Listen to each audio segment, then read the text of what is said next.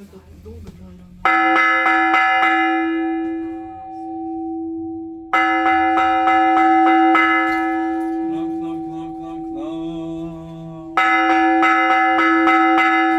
Все, уже никто не выбежит тушить пожар, потому что есть эти перерывы.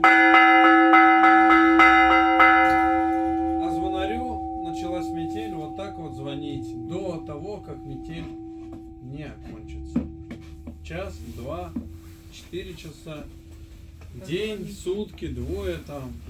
Понятно, что выделялись помощники для звонарей, для того, чтобы они совершали